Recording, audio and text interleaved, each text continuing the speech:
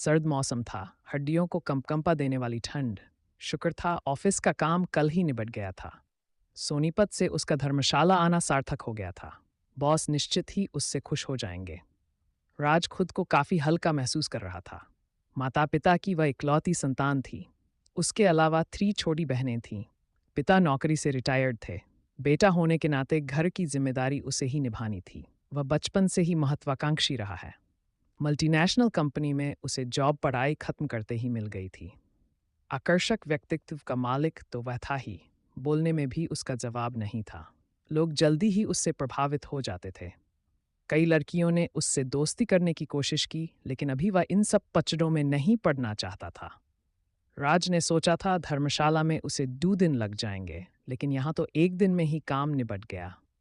क्यों न कल धर्मशाला घूमा जाए। राज मजे से गर्म कंबल में सो गया। अगले दिन वह धर्मशाला के माल रोड पर खड़ा था, लेकिन पता चला आज वहां टैक्सी और बसों की हड़ताल है।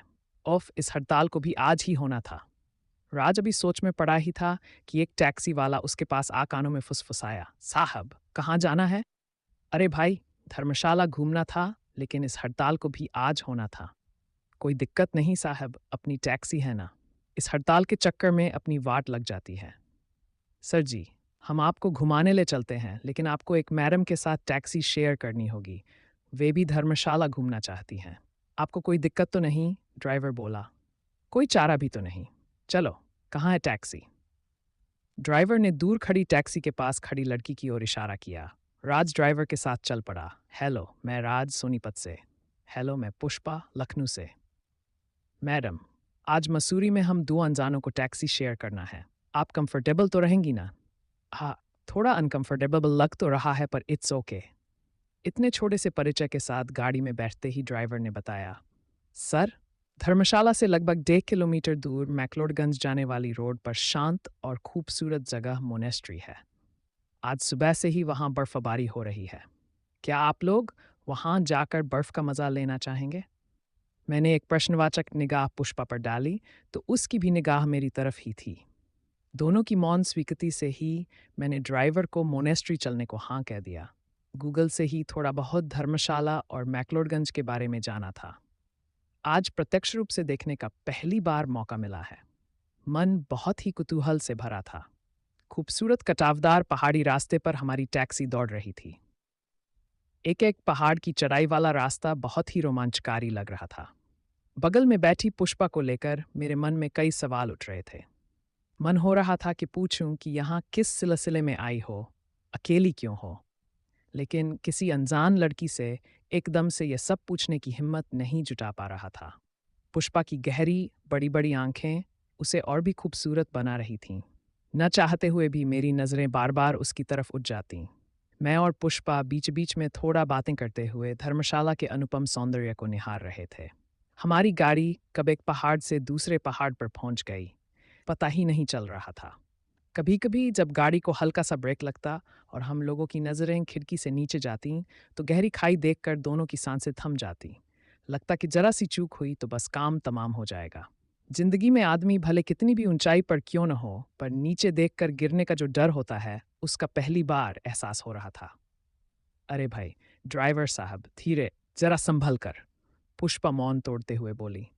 मैडम, आप परेशान मत होइए, गाड़ी पर पूरा कंट्रोल है मेरा। अच्छा सर जी, यहाँ थोड़ी देर के लिए गाड़ी रोकता हूँ। यहाँ से चारों तरफ का काफी सुंदर दृश्य दिखता है। बचपन में पढ़ते थे कि धर्मशाला पहाड़ों का राजा कहलाता है। आज वास्तविकता देखने का मौका मिला। गाड़ी से बाहर निकलते ही हार्ड कंपा देने वाली ठंड का एहसास हुआ। चारों तरफ से धुएं जैसे उड़ते हुए कोहरे को देखने से लग रहा था मानो हम बादलों के बीच खड़े होकर आंख मिचौली खेल रहे हों।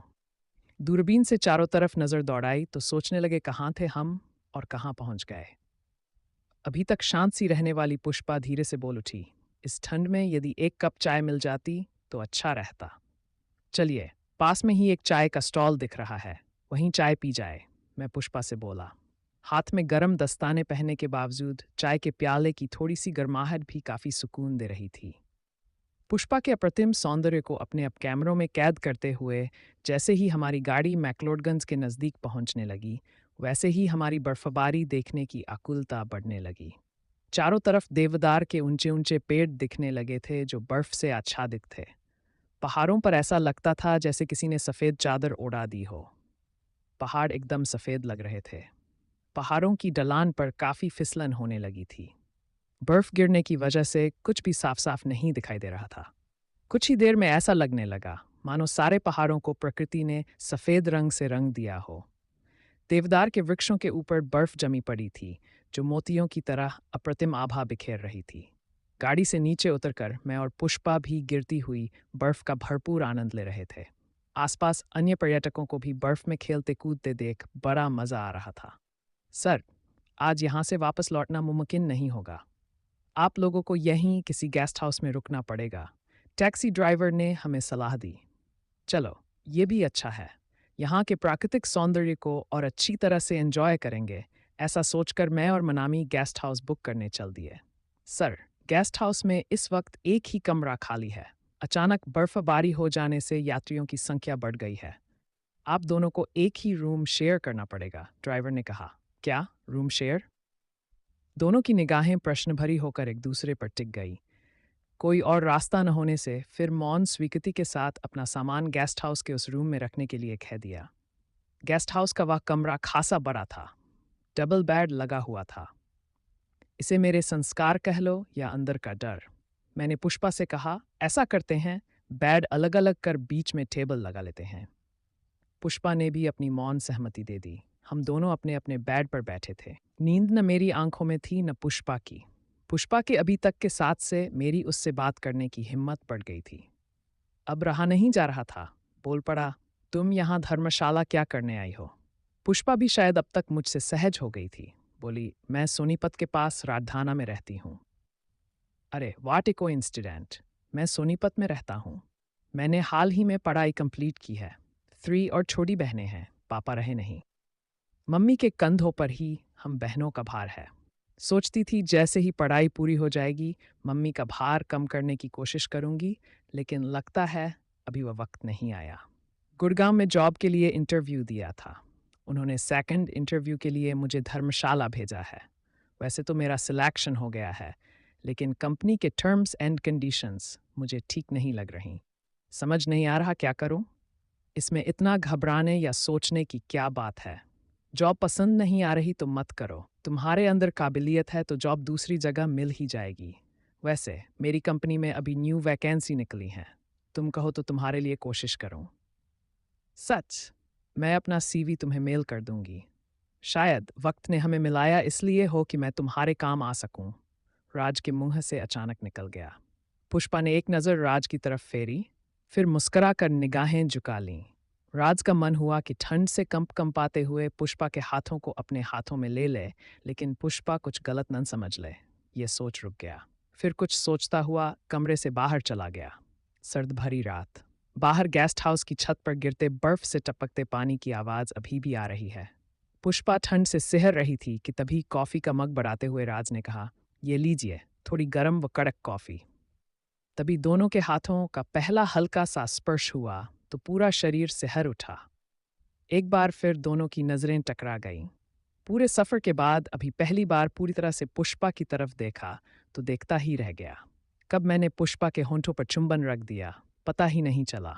फिर मौन स्वीकृति से थोड़ी देर में ही दोनों एक दूसरे की आगोश में समा गए। सांसों की गर्माहट से बाहर की ठंड से राहत महसूस होने लगी। इस बीच मैं और पुष्पा एक दूसरे को पूरी तरह कब समर्पित हो गए, पता ही नहीं चला। शरीर की कंपकपाहट अब कम हो चुकी थी। दोनों के शरीर थक चुके थे पर गर्माहट बरकरार थी। रात कब गुजर गई, पता ही नहीं चला। सुबह सुबह जब बाहर पेड़ों पत्तों पर जमी बर्फ ठन ठन कर गिरने लगी तो ऐसा लगा मानो पूरे जंगल में किसी ने तराना छेड़ दिया हो। इसी तराने की हल्की आवाज़ से दोनों जागे तो मन में एक अतिरिक्त आनंद और शरीर में नई ऊर्जा आ चुकी थी। मन में न कोई अपराध बोध, न कुछ जानने की चाह। बस एक मौन के साथ फिर मैं और पुष्पा साथ साथ चल दिए। तो दोस्तों, वीडियो अच्छी लगी हो तो चैनल को सब्सक्राइब ज़रूर करें। मिलते हैं अगली वीडियो में, तब तक के लिए love you and take care.